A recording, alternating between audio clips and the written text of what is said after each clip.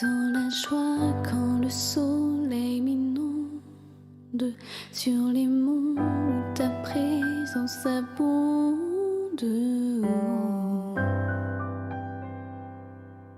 Jésus, je te suivrai.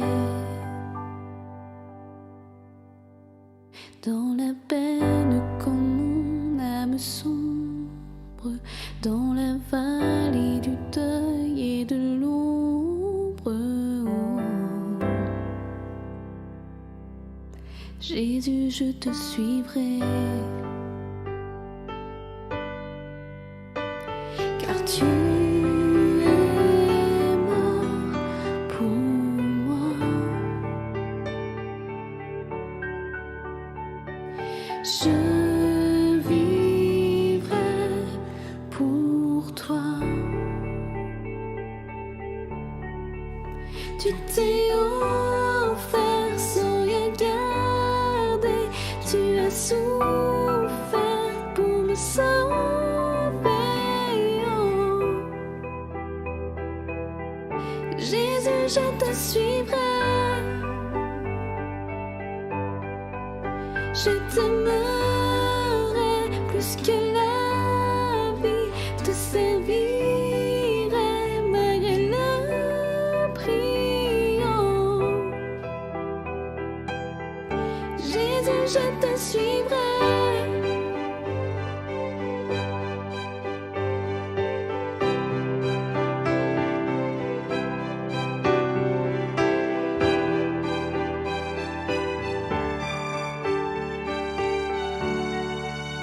Confiant quand ma foi est profonde, dans le doute quand ma paix semble fondre. Jésus, je te suivrai. Car tu es mort pour moi. Je vivrai pour toi. Tu t'es offert sans rien garder. Tu as souffert pour me sauver. Oh. Jésus, je te suivrai. Je t'aimerai plus que la vie, te servirai malgré le prix. Oh. Jésus, je te suivrai. Tu t'es offert sans rien garder. Tu as souffert pour me sauver. Jésus, je te suivrai. Je t'aimerai plus que la vie, te servirai malgré le prix. Oh. Jésus, je te suivrai.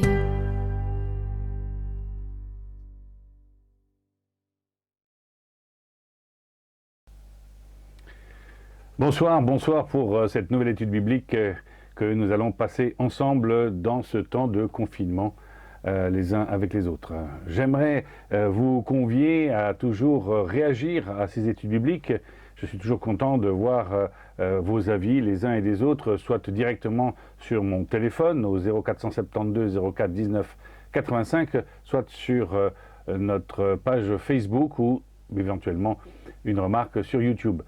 Soyez les bienvenus si vous êtes là pour la première fois. Nous étudions voilà quelques semaines les paraboles et en particulier le sens des paraboles qui tournent tout autour du royaume de Dieu, du royaume des cieux. Nous voulons également ce soir prendre du temps pour prier pour l'Église persécutée ainsi que pour tous les chrétiens qui vivent difficilement ce temps de séparation de la communauté et même d'isolement. Pensons aussi aux malades que nous voulons confier dans un instant entre les mains de Dieu. Prions ensemble. Seigneur, merci pour ce temps que nous allons prendre maintenant autour de la parole. Aide-nous à comprendre le sens et à le mettre en pratique. Comprendre les choses, Seigneur, c'est important, mais les vivre en nous, c'est encore plus important. Que ce royaume de Dieu puisse être pour nous vraiment un objectif et en substance, Seigneur, être l'alimentation de nos objets de désir chaque jour. Nous désirons, Seigneur, que tu reviennes, nous désirons que tu sois parmi nous, nous désirons être avec toi, Seigneur, et nous désirons que ce royaume se manifeste. Seigneur, viens nous en aide, s'il te plaît, aussi dans la compréhension de ta parole. Nous te prions pour l'Église persécutée, pour les malades, pour ceux qui sont isolés, pour ceux qui ont du mal à vivre la séparation de l'Église en ce moment. Seigneur, aide-nous à aller de l'avant ensemble pour ta gloire. Au nom de Jésus-Christ. Amen. Voilà, nous voulons prendre ce temps aujourd'hui autour d'un texte qui se trouve dans l'évangile de Luc au chapitre 19. Nous allons y être dans un instant. Je voulais aussi vous faire part du fait que demain, mercredi, nous aurons la convention, notre convention annuelle qui d'habitude se trouve sur Charleroi, mais qui bien sûr, pour des raisons de Covid, de distanciation, d'hygiène, toutes ces choses-là, va être simplement décalée et transformée en deux rencontres, une le matin à partir de 10h et une autre l'après-midi à partir de 14h. Ceci demain en direct sur les chaînes YouTube, Facebook, et en particulier vous trouverez tout cela bien sûr sur notre site comme d'habitude. Nous allons relayer l'information, mais aussi nous voulons que vous puissiez noter le site sur lequel vous trouverez toutes les informations si vous désirez y accéder par un autre moyen. www.laconvention.be. Attention, notez bien ceci, www.laconvention.be, car il y a beaucoup de conventions. Si vous mettez juste convention, vous ne trouverez pas. Donc vous trouverez là tous les renseignements pour nous suivre avec un orateur demain donc en matinée, et l'après-midi à partir de 14h, un programme spécialement pour la jeunesse. Voilà, je crois que j'ai dit tout ce que j'avais à dire pour cette fois-ci. Nos cultes tous les dimanches, bien sûr, et nous sommes à votre disposition si vous avez des questions en particulier. Aujourd'hui, nous sommes dans Luc au chapitre 19, les versets 11 à 27. Le texte nous interroge sur notre manière de vivre chaque jour cette perspective du royaume de Dieu. C'est un petit peu comme peut-être les enfants. Les enfants attendent leur anniversaire avec impatience, et plus on vieillit, plus on aimerait que cette date se repousse pour que notre âge ne puisse pas être remarqué par les uns et par les autres, et que nous-mêmes nous ayons à assumer un an de plus. Oui, je me rappelle d'un petit garçon qui me disait « Moi j'ai hâte d'avoir mon anniversaire ». Et sa grand-mère disait « Moi j'aimerais qu'on me le fête seulement tous les 2 ans, ça me ferait gagner au moins une année sur 2 ». Je crois que c'est important de vivre à 200%, vivre à 200% le royaume de Dieu aujourd'hui, en avance, et d'être prêt à 200% pour le jour du retour de Jésus-Christ. Ni vous, ni moi ne savons quel est le jour de ce retour. Nous ne savons même pas si nous ne rejoindrons pas Dieu lui-même avant, dans le sens où nous pourrions très bien mourir les uns et les autres avant cette date-là, et dans ce cas-là, nous serions confrontés à Dieu en direct.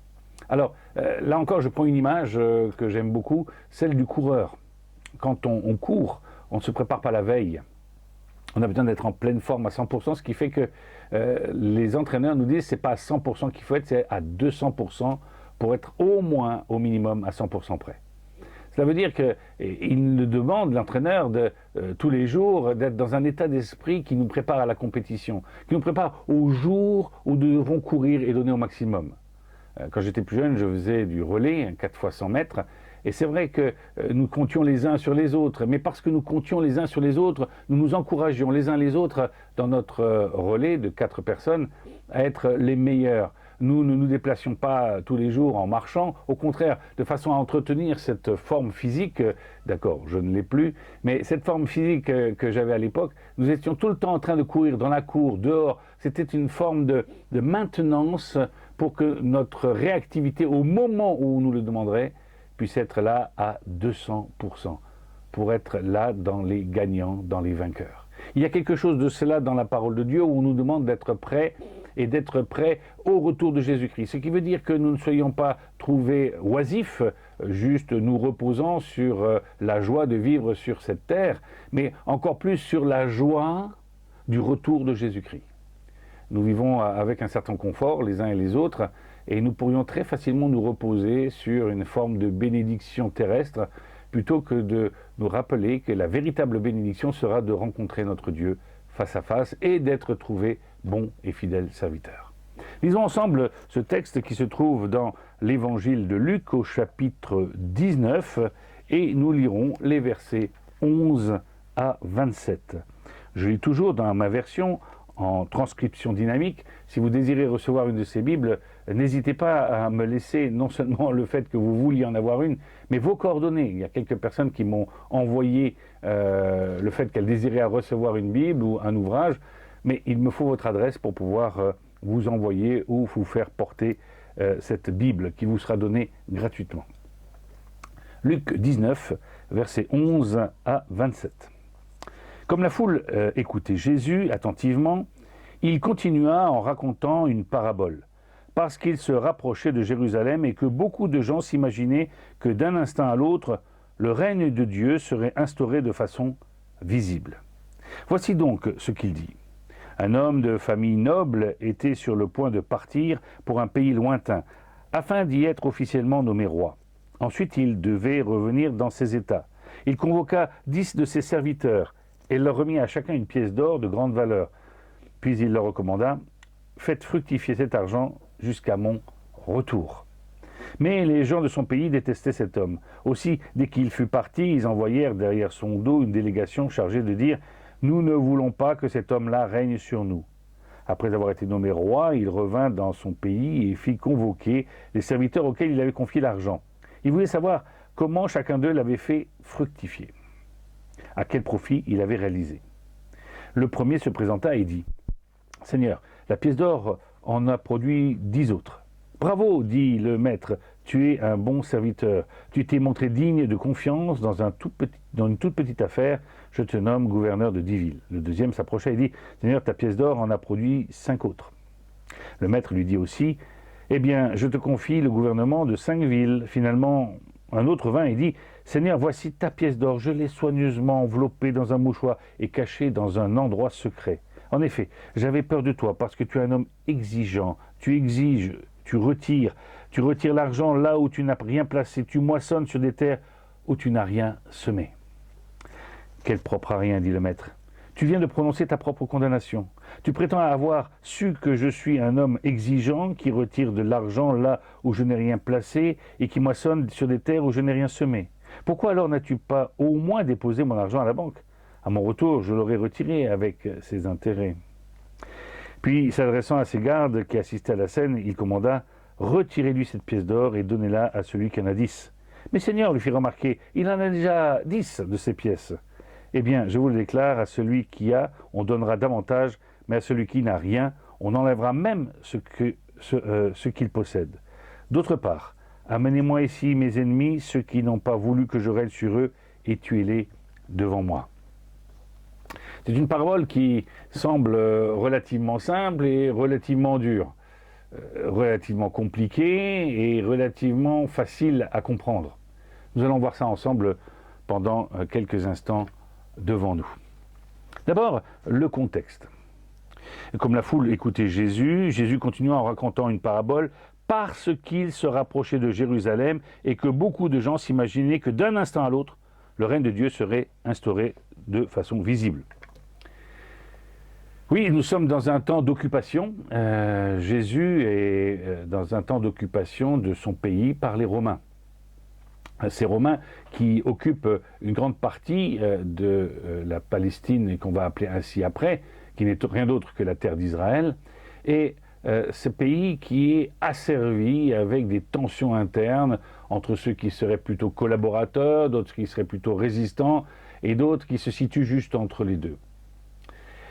Jésus, figure de Messie, certains l'attendent au tournant de sa descente à Jérusalem. Jusqu'à ce jour, dans quelques jours, là, à la suite de ce texte, Jésus n'est pas encore allé à Jérusalem. Nous le voyons tourner dans sa région du nord d'Israël, mais nous ne le voyons pas descendre à Jérusalem. Il arrive là donc pour la première fois, dans quelque temps, à Jérusalem.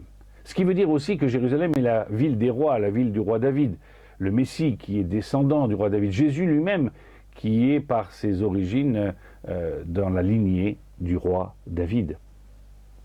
Alors, qu'attend-on de lui? Bien sûr qu'après tout ce qu'il a pu faire comme miracle, comme manifestation, montrer qu'il a la toute-puissance de Dieu avec lui, eh bien qu'il prenne le règne et qu'il rétablisse le royaume d'Israël sur cette terre. Bien sûr, nous le savons avec le recul que Jésus n'est pas venu pour instaurer un royaume terrestre, mais bien pour instaurer un royaume spirituel. Même si ce royaume spirituel commence aujourd'hui et se manifeste aujourd'hui par l'ensemble des chrétiens qui forment l'Église, le royaume visible aujourd'hui, ce pré-royaume visible aujourd'hui du royaume de Dieu. Suite à cela, nous avons affaire à cette parabole. Dans un contexte aussi qui est assez proche d'un épisode qui s'est passé au début de notre ère. Un certain Hérode le Grand est décédé, et son fils va partir pour réclamer à l'empereur romain la succession royale de son père. Cela se faisait couramment. Et donc le prince, si on ose dire, Archélaüs, va se présenter à Rome, et en partant, il va laisser des consignes pour que les choses, en attendant qu'il soit nommé roi, puissent aller mieux, eh bien, qu'il puisse être nommé lui-même, eh bien, il va nommer des intendants. Donc c'est quelque chose qui peut parler au cœur des auditeurs. Un roi qui s'en va, un roi qui a un certain droit sur Israël à ce moment-là. Ce roi s'en va, il nomme des personnes et ils rendront des comptes au retour de ce roi dès qu'il aura été instauré dans sa royauté. Nous voulons croire aussi que les promesses de Jésus, lorsqu'il dit « je m'en vais », c'est afin de mieux revenir. Il y a un temps où ce royaume se forme, où les enfants de Dieu, petit à petit, qui forment ainsi l'Église de tous les temps, ces enfants de Dieu vont devoir obéir à Dieu, manifester Dieu sur cette terre, parler de lui, annoncer la bonne nouvelle qu'ils ont reçue en abondance, et ils devront la faire fructifier. Autrement dit, la tâche de chaque chrétien, ce n'est pas d'être forcément pasteur ou responsable d'église ou que sais-je, mais c'est au minimum d'être un témoin de Jésus-Christ. D'ailleurs, le principal argument que nous pourrions amener pour dire cela, c'est en particulier lorsque quelques jours plus tard, bien sûr, à la résurrection et quelques 40 jours plus tard, bien sûr, nous aurons la Pentecôte, 50 jours pardon, plus tard, la Pentecôte, où Jésus va promettre l'arrivée du Saint-Esprit qui sera une puissance pour que nous puissions être amenés à témoigner les uns et les autres. Le Saint-Esprit en chaque chrétien a, entre autres, cette tâche qui est de nous rendre capables de parler, de témoigner, de dire Jésus-Christ, de dire la bonne nouvelle de l'Évangile, c'est-à-dire la bonne nouvelle du royaume de Dieu accessible pour tous. Cela est possible par le don de l'Esprit Saint, en attendant que nous puissions être réunis dans la présence de Dieu, dans les temps après la fin.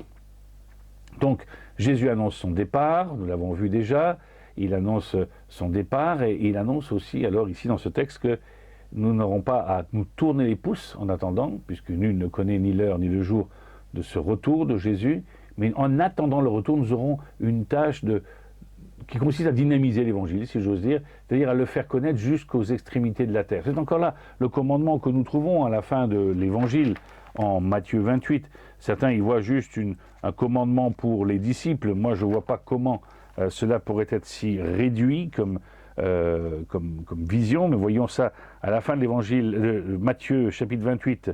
Nous lisons au verset 18, « J'ai reçu les pleins pouvoirs au ciel et sur la terre. Allez donc dans le monde entier, faites des disciples parmi tous les peuples, baptisez-les au nom du Père, du Fils, du Saint-Esprit, et apprenez-leur à observer tout ce que je vous ai prescrit. D'ailleurs, soyez-en persuadés, je suis moi-même avec vous chaque jour jusqu'à la fin du monde. » Ainsi, le royaume de Dieu plein, accompli, commencera après le jugement final, après la fin du monde, où Jésus-Christ ne sera pas seulement présent là par son esprit, mais sera là présent physiquement et intégralement, spirituellement et d'une manière dynamique dans ce corps de ressuscité que nous aurons aussi tous, puisque nous passerons tous par cette phase-là de la résurrection des corps, mais ça c'est une autre histoire, et qui sera là pour que nous puissions à notre tour être jugés avant d'entrer dans la présence de Dieu pleine et accomplie. Dans ce texte, nous voyons donc cet homme de famille noble qui est sur le point de partir et qui distribue 10 mines, ou ici 10 pièces d'or de grande valeur. La valeur de ce qui est donné à chaque personne est identique. 10 personnes, 10 pièces d'or. chaque pièce d'or, chaque mine correspond grosso modo à 3 mois de salaire. C'est pas rien, 3 mois de salaire, mais avec une épargne de 3 mois de salaire, on peut déjà mettre quelque chose de côté, on peut investir. C'est pourquoi on nous dit que ce qu'on donne à chaque personne a suffisamment de valeur pour pouvoir produire. Je pense là également à un petit monsieur un jour qui est allé faire, comment on appelle ça, pas les vendanges, les récoltes. Et alors qu'il fait les récoltes, on lui donne comme cadeau un grand sac de semences. Et les gens, certains se moquent en disant « tu n'as reçu qu'un sac de semences, nous avons reçu de l'argent ». Il dit « oui, mais mon sac de semences représente beaucoup d'argent par rapport au peu d'argent liquide que vous touchez aujourd'hui. Mais pour cela, il me faudra encore travailler, planter ces semences, mais je sais que ces semences me rapporteront bien plus que ce que j'aurais pu toucher de manière immédiate. » Oui, les 10 mines qui sont données ici, ce sont comme des arts du royaume de Dieu. Nous verrons ce que cela peut représenter tout à l'heure. Et chaque pièce est donnée à chaque homme de manière égale, à chaque serviteur, pour qu'il puisse accomplir quelque chose. Puisqu'on le demande, il demande, faites fructifier cet argent, au verset 13, jusqu'à mon retour. Donc il y a deux demandes, ou une certitude et une demande. La certitude, c'est que Jésus va revenir, en tout cas que le serviteur ici va revenir, puisque c'est une image du Christ qui va revenir, et le fait qu'il faut faire fructifier ce que nous avons reçu. À son retour, nous voyons rapidement que ce roi, lui, va demander des comptes. Et il va demander, grosso modo, si tous ses serviteurs, toutes ces personnes, membres de son royaume, ont fait fructifier, c'est-à-dire ont travaillé. C'est-à-dire ont participé à la multiplication de cette pièce d'or. Est-ce qu'ils ont apporté leur pierre à l'édifice? Nous voyons que, comme je l'ai mis en titre, certains travaillent à 200%. Une de reçue, 10 de perçu. Je devrais même dire, c'est plus que du 100%, c'est du 1000%. Il y a une multiplication, on multiplie par 10 le capital de départ. 100%, ce serait simplement doublé. 200%, c'est triplé, et ainsi de suite. Il y a un moment où nous sommes dans une dynamique ici qui fait que le risque qui a été pris pendant le départ du roi trouve proportionnellement une récompense qui est donnée au retour de ce roi. Le deuxième, qui a apporté une pièce, encore une fois, qui a reçu une pièce, en donne 5. Voilà des choses intéressantes, c'est que là, il n'est pas puni non plus parce qu'il n'a pas fait la même chose que le premier. Chacun fait avec les moyens, selon la mesure de capacité de chacun. Nous savons que l'Écriture nous parle aussi de chacun d'entre nous, nous avons une mesure de foi. Et donc Dieu nous demandera des comptes en fonction de cette mesure de foi. Il y a quelque chose de juste dans le plan de Dieu.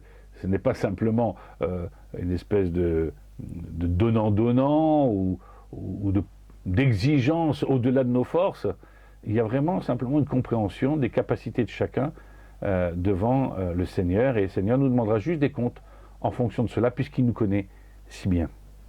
Et puis le troisième trouve une excuse. Ah mais tu sais, tu es tellement difficile, tu es tellement dur, tu es tellement sévère, tu exiges. Je te connais bien, alors j'ai voulu ne pas prendre de risque, je te rends juste ta pièce. Regarde, je n'ai rien perdu. Mais finalement, il n'a rien perdu, mais cette pièce ne perdait pas de valeur en soi, puisqu'elle était don du roi. Autrement dit, il n'a participé en rien à une dynamique du don que Dieu lui a fait, que le roi lui a fait. Pardon, je fais des raccourcis un peu vite. Oui, les excuses qu'il nous donne ici pour pouvoir se trouver juste devant le roi qui revient sont un peu bidons. Elles ne valent pas grand-chose sur le tableau d'honneur des excuses. Il y a quelque chose de risible. Si vraiment ce roi est sévère, alors il aurait dû encore plus faire attention à obéir. S'il connaissait vraiment le roi, il aurait agi en conséquence. Son manque de connaissance, sa surconfiance en soi, à croire qu'il pourra s'en sortir par ses propres moyens, fait qu'il va non seulement ne pas avoir de récompense, mais on va lui enlever cette pièce et la donner à un autre. Le texte est d'ailleurs même cinglant. Tu as prononcé ta propre condamnation. Et puis, nous voyons sur la fin de l'histoire quelque chose de bien plus difficile, une troisième catégorie de personnages. Cette troisième catégorie de personnages, ce sont ceux qui ont toujours été ennemis du roi. Eux-mêmes sont encore plus exclus que les premiers. Je crois que c'est important pour nous de bien comprendre cette parabole pour en prendre et en tirer parti pour chaque jour. Nous faisons partie, nous en tant qu'Église, du royaume de Dieu. Nous avons acquis cette certitude. Dans cette troisième partie sur les paraboles, je vous ai dit que nous allons comprendre la plénitude et comprendre les déclics, les choses qui vont arriver au moment du basculement entre le royaume encore pas complètement accompli aujourd'hui et le royaume pleinement accompli. On voit qu'il y a des exigences dans le temps où nous sommes aujourd'hui en vue d'une phase particulière qui s'appelle le jugement, qui sera la charnière entre ce royaume d'aujourd'hui et le royaume plein de l'avenir.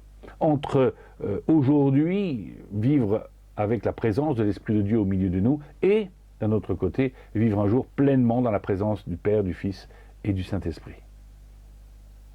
Cette charnière devrait nous obliger à réfléchir les uns et les autres. La première catégorie de personnes reçoit donc chacun un trimestre de salaire d'un ouvrier de l'époque. On pourrait assimiler cette mine, cette pièce d'or, à quelque chose d'une grande valeur que Dieu nous accorde et qui peut à tout coup produire, se multiplier. C'est une valeur qui est internationale, qui est au-delà des clivages des pays.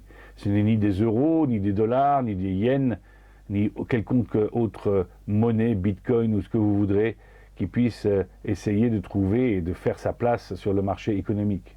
Il s'agit ici de l'évangile du royaume. Ce que nous annonçons, c'est le retour de Jésus-Christ. Ainsi comme j'en parlais en introduction sur celui qui court, courir sans avoir d'objectif, sans avoir cette compétition en ligne de mire, cela ne sert pas à grand-chose. Nos anniversaires sont autant de temps de reconnaissance envers Dieu pour les années qu'il nous a données. Ainsi, nous avons hâte d'avoir notre anniversaire, même si cela représente une année de plus. Mais cela aussi représente une manière de nous rapprocher toujours plus de Dieu avec un temps supplémentaire qu'il nous a accordé pour pouvoir le servir. Les serviteurs qui sont ici reçoivent chacun une pièce et chacun selon la mesure de foi, je l'ai dit tout à l'heure, selon ses capacités, va devoir faire fructifier cette pièce d'or, cette perle, comme nous l'avons déjà vu dans d'autres paraboles, qu'il a reçue. Pourquoi ? Parce que c'est une exigence du maître, c'est une exigence du roi. Dieu lui-même ne nous dit pas, quand tu auras le temps, tu essaies de faire quelque chose avec, ou bien gargarise-toi de cette parole juste pour toi, au minimum, ce sera bon. Et il nous demande de faire fructifier cette parole. Il nous demande, c'est-à-dire, de la connaître pour que nous-mêmes, nous puissions grandir, et alors porter du fruit. Un fruit qui pourrait être répandu sur d'autres. Ce n'est pas à nous de convertir les gens. Nous ne convertissons personne. C'est l'Esprit de Dieu qui convertit. Par contre, ceux qui annoncent la bonne nouvelle, qui éveillent les gens qui sont autour de nous, le monde dans lequel nous sommes, à cette bonne nouvelle, et qui rappellent l'imminence du retour de Jésus-Christ, car on s'endort vite sur nos lauriers, l'Église la première, eh bien, à cause de cela, nous devons vraiment manifester une obéissance à Dieu en ce que nous propagerons la bonne nouvelle de Jérusalem jusqu'aux extrémités de la terre. Les serviteurs peuvent être variables. Et d'ailleurs, dans l'Église, nous ne faisons pas un tri de ceux qui seraient meilleurs, de ceux qui ne seraient pas. Ce n'est pas à nous d'ailleurs d'exercer le jugement, c'est bien à Dieu. Par contre, on se rend compte que cette exigence va déterminer aussi l'évidence de ce royaume dans le cœur de chaque croyant. Si vraiment vous avez à cœur de servir Dieu, si vraiment vous avez à cœur de vivre ce royaume, alors vous ne pouvez pas rester somnolent d'une manière ou d'une autre devant cette exigence de faire fructifier la drachme, la pièce d'or, la bonne nouvelle que vous avez reçue un jour. Ce n'est pas une question d'âge, pas une question de sexe, pas une question de capacité intellectuelle. C'est juste cette capacité à annoncer l'imminence de Jésus-Christ. Jésus-Christ revient, repentez-vous, disait Jean-Baptiste en annonçant celui qui devait venir, son petit cousin Jésus. Oui, nous avons une demande de la part de Dieu qui est de vivre intensément aujourd'hui le royaume de Dieu. Certains disent, bon, le royaume de Dieu, ce sera pour plus tard. C'est quand je serai au ciel. Bon, je ne sais pas si c'est vraiment au ciel que nous serons, mais c'est une autre question encore. Mais c'est quand je serai avec Dieu que vraiment tout se passera bien. Moi, j'ai cette double tension, celle de dire, Seigneur, reviens, et puis Seigneur, permets-moi de voir encore d'autres personnes venir à toi, que ce royaume grandisse, qu'il se multiplie. Ce n'est pas le baptême qui fait de nous des croyants, c'est la signification du baptême, c'est-à-dire l'identification à Jésus-Christ, mort et ressuscité. Dans le baptême, je suis enfoui dans l'eau et je ressors de l'eau, à l'image du service que Dieu m'a demandé, de le suivre, de mourir à moi-même. Je ne peux pas le faire moi-même, c'est pourquoi le Christ l'a fait à la croix et j'en témoigne par le baptême. Oui, il y a des serviteurs qui vont être récompensés. Mais il y a aussi ici un serviteur qui a cru et qui a dit, qui ressemblait aux autres, et qui a dit qu'il avait peur du maître. C'est mal connaître le maître, qui est à la fois, c'est vrai, justice, mais juste. Jamais dans les indications du maître, lorsqu'il a distribué l'évangile, il a dit « Vous devez tous avoir un minimum de rentabilité ». Nous avons chacun à rendre des comptes individuellement.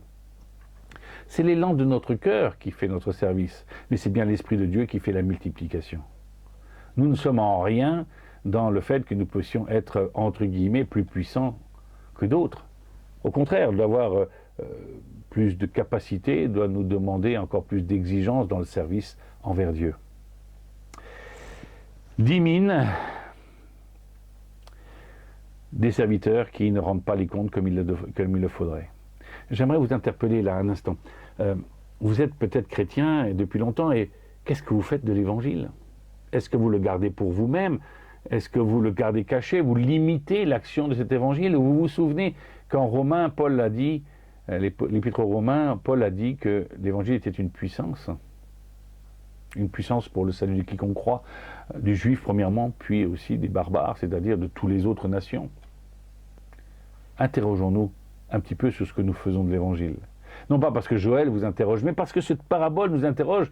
Si vous voulez vraiment, si vous désirez hâter le royaume de Dieu, si vous désirez rentrer dans ce royaume de Dieu, cela commence par une obéissance à un minima. Vous ne pouvez pas vous sauver, Dieu l'a fait.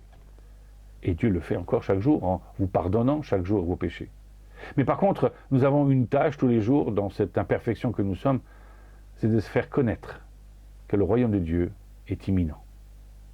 Vous me direz, mais on ne connaît ni la date. Justement, comme pour la compétition de sport, j'ai besoin d'être prêt à 200%, à 2000%. Donner le maximum pour qu'au jour J, je puisse être prêt. En ce moment passe un feuilleton que vous voyez peut-être sur certaines chaînes, d'une jeune femme qui s'entraîne au jeu d'échecs. Mais il n'y a pas un moment où elle échappe à la révision, à l'apprentissage de tout cela. Parce que être bon aux échecs, c'est pas simplement connaître une ou deux stratégies, c'est être prêt à toutes les stratégies. Être enfant de Dieu, c'est être prêt à ce que Jésus puisse soit nous reprendre, soit qu'il revienne immédiatement. Puisque nous ne connaissons ni le jour ni la date, cela peut intervenir dans 5 minutes, peut-être demain, peut-être après-demain. Certains spéculent en disant « oui, mais telle prophétie n'est pas encore arrivée ». Vous savez, les choses peuvent arriver très très vite.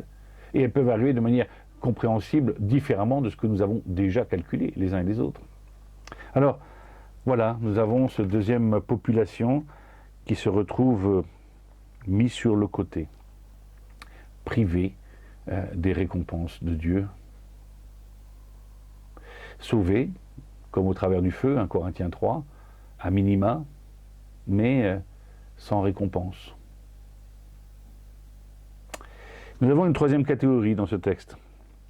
Ceux qui ont voulu chasser le roi et qui n'ont pas voulu qu'il revienne. Ceux qui ont cru, lors de la crucifixion, que Jésus était réellement mort pour toujours. Ceux qui aujourd'hui nient l'évidence que le Christ existe, qu'il a vécu, qu'il est mort et qu'il est ressuscité, qu'il existe encore aujourd'hui, en esprit, peut-être ici parmi nous, mais bien présent à la droite du Père. J'aimerais vous interroger les uns les autres. Ceux qui ne croient pas et qui m'écoutez aujourd'hui, que vous puissiez vous interroger sur le fait que Jésus est mort pour vos péchés, et que le péché justement pour lequel il est mort, c'est celui que vous alimentez, celui de ne pas vouloir croire en lui. Et si vous abandonniez un petit peu, pour pouvoir changer de vie, pour pouvoir recevoir une nouvelle vie, pour recevoir une pièce d'or à votre tour, un évangile qui a plus de valeur que n'importe quelle monnaie, que n'importe quel traité de paix, car celui-ci est éternel, une alliance éternelle en Jésus-Christ. Nous recevons une bonne nouvelle pour toujours. N'est-ce pas là une belle perspective? Alors je vous invite vraiment à vous incliner et à recevoir de Dieu le pardon. Car ainsi vous entrez pleinement dans le royaume de Dieu, dans les ouvriers, dans ceux qui reçoivent pour pouvoir donner, dans ceux qui participent au rassemblement de toutes les nations, afin que, au retour de Jésus-Christ, aucun ne soit perdu ou oublié. Le Maître cherche la brebis perdue. Et quand il aura réuni tout son troupeau, eh bien, il fera accomplir les faits de la fin. Si vous êtes croyant, alors inquiétez-vous de tous ceux qui sont autour de vous et qui ne partagent pas l'Évangile. Quelle tristesse, quel souci. Mais quelle réjouissance, car nous pouvons faire fructifier l'Évangile. Distribuer l'Évangile, ce n'est pas s'appauvrir soi-même, c'est au contraire l'enrichir et nous enrichir de l'expérience des uns et des autres. J'ai entendu ce week-end le témoignage d'un jeune homme qui est venu au Seigneur. Merci pour son témoignage, merci pour la fraîcheur et pour, encore une fois, la répétition de l'histoire. Ce qu'il n'a cessé de répéter, c'est que Jésus est mort pour lui et qu'il lui a pardonné ses péchés et qu'il lui a donné la paix. Aujourd'hui, il se sent porteur pour dire à sa famille la bonne nouvelle. Il a témoigné ce dimanche dernier dans son église. Et vous, quand est-ce que vous avez témoigné la dernière fois? Dans votre église, dans votre famille? Peut-être qu'à Noël, nous aurons du mal à nous réunir les uns les autres. Pourquoi ne pas témoigner de votre foi ce jour-là? Puisqu'il n'y aura peut-être pas beaucoup de cadeaux, ce ne sera pas la fête au magasin, mais au moins que ce soit la fête à l'Évangile. On peut toujours ouvrir notre cœur en cette date-là. Personne ne peut nous en empêcher. Il suffit d'obéir et d'être trouvé bon et fidèle serviteur. Nous mettre avec les témoins d'Apocalypse 22 et dire « Seigneur, reviens » avec l'assurance qu'il va revenir. Que cette assurance puisse nous motiver pour être à 200% au service de Dieu. J'aimerais lire avec vous simplement aussi une petite parenthèse que je voulais vous offrir dans Jean 18. Jean 18, verset 36, je crois. Pourquoi est-ce que nous attendons ce royaume? Pourquoi est-ce que nous ne le vivons pas tout de suite? Jésus l'annonce en Jean 18, verset 36. « Ma royauté ne provient pas de ce monde et n'appartient pas à cette terre. Si mon royaume appartenait à ce modèle, mes sujets se seraient battus pour que je ne tombe pas aux mains des chefs des Juifs. Mais ma royauté maintenant n'est pas d'ici-bas. » Oui, même si vous avez l'impression que Jésus ne règne pas, vous attendez un règne de Jésus, un règne visible. Il règne, et il peut régner de manière visible dans la manifestation de tous les chrétiens qui diront que dans leur cœur, il n'y en a qu'un seul qui règne, Jésus-Christ, Dieu. Dieu lui-même, qui s'installe au cœur de nos vies. Paul qui nous dit, ce n'est plus moi qui vis, c'est Christ qui vit en moi. Une espérance qui n'enlève rien à notre caractère, au contraire, qui transforme notre caractère pour que nous puissions être trouvés de bons et fidèles serviteurs, dynamiques, obéissants, et surtout qui produisent du fruit. Fructifiez l'évangile que vous avez reçu. C'est ce que je peux souhaiter le plus pour vous. Car l'évangile, c'est le royaume de Dieu. Et puis surtout, notre royaume, comme le dit ici, est spirituel. En Éphésiens chapitre 2, on nous dit qu'aujourd'hui même, nous sommes assis à la droite de Dieu. Ce n'est pas seulement une image, c'est une réalité. Nous sommes aux côtés de Dieu qui ne combat pas l'humanité, mais qui lui offre une porte de salut, qui lui offre le pardon de Dieu, qui lui offre la paix du cœur, qui lui offre l'amour de Dieu pour que nous puissions nous aimer les uns les autres. N'est-ce pas là une bonne nouvelle? Je reprends le texte que nous avons lu aujourd'hui et je lis juste un petit texte qui se trouve, je ne veux pas me tromper, qui se trouve dans Jean au chapitre 19 et nous lirons juste le verset 13.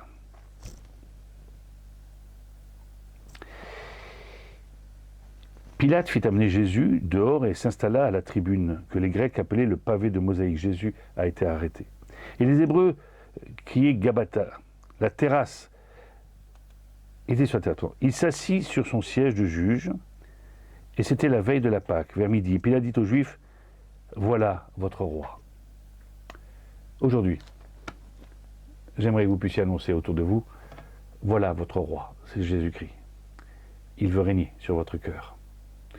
Ce sera le premier pas où vous allez obéir à Dieu, dire la réalité des choses. Jésus ne veut pas devenir un accessoire, ne veut pas être sur une étagère, il ne veut pas être non plus simplement de manière spirituelle dans l'Église. Il est aujourd'hui celui qui règne sur ce monde. Le diable n'en est que le prince. Nous devons proclamer celui qui revient, celui qui va prononcer son jugement et qui va nous accorder des trésors de récompense. Que Dieu nous vienne en aide. Je vous encourage à vivre à 200% pour Dieu. Je vais prier pour cela. Seigneur, merci pour ta parole qui va nous conduire à aller le plus loin possible avec toi. Seigneur, bénis chacun d'entre nous pour que nous puissions porter du fruit, être fructifiants de ta parole. Seigneur, rends-nous bouillants pour toi à 200%, à 2000%. Au nom de Jésus-Christ. Amen. Je vous souhaite une bonne soirée et à demain à 10h sur cette chaîne, évidemment, mais également sur www.laconvention.be. Vous trouverez tous les renseignements pour cette rencontre du 11 novembre. À bientôt, soyez encouragés.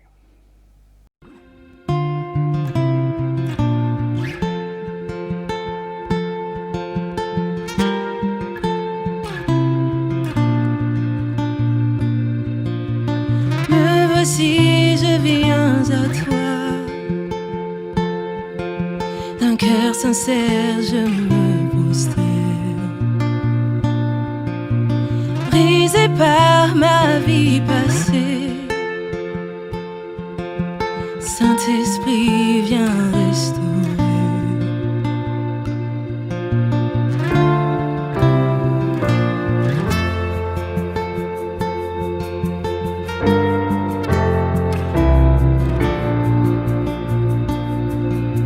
Je sais que tu es toujours là, même quand je sombre parmi nous. Tu me rappelles mon identité, sans prendre en compte mon passé. C'est ta grâce qui m'a libéré.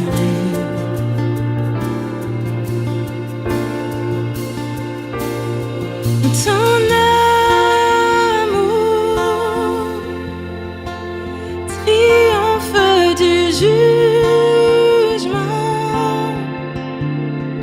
plus vaste que l'univers, plus fort que tout péché. Et c'est ta bonté qui mène à la repentance, vers le cœur de Dieu. Ton cœur, oh Dieu,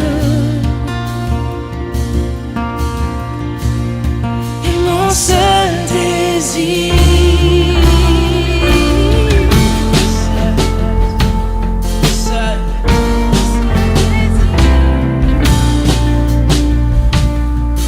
On me dit qu'il n'y a aucun espoir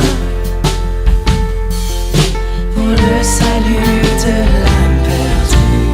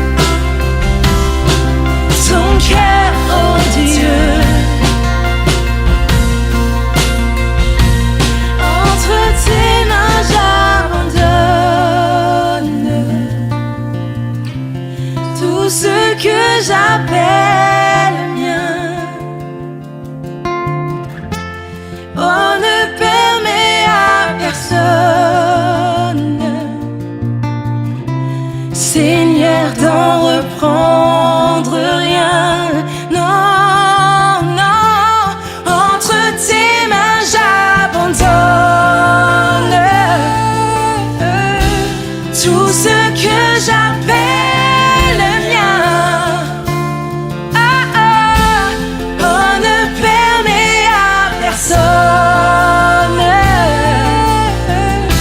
Seigneur, d'en reprendre rien.